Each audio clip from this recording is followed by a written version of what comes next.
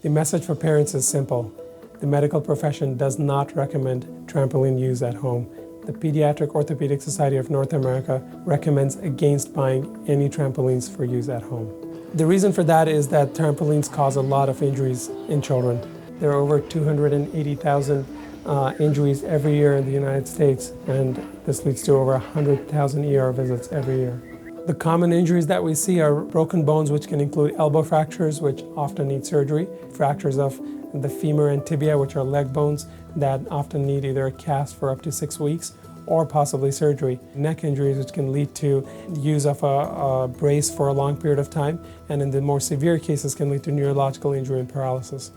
Different studies have found that the use of safety netting, etc., and trampolines does not really reduce the incidence of injuries and just give a false sense of security. The number one message for families is don't own a trampoline at home.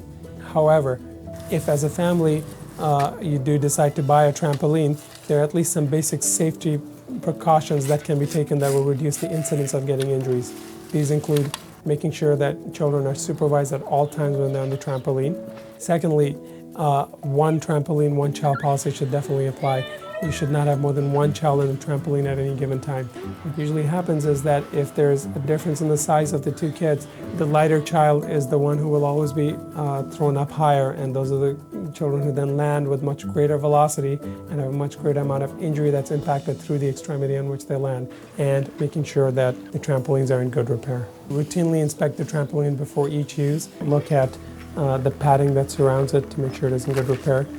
They should make sure that there are no exposed parts that should not be exposed, that there are no tears in the netting.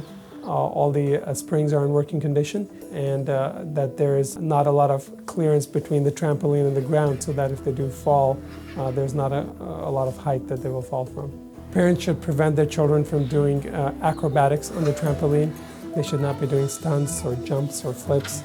Very often kids will land wrong with this, or will hit other children when they're doing these. Kids have fun jumping on them, and I think for parents it lets the kids let out some of their energy. Unfortunately, I think the safety problems with it are not as well advertised.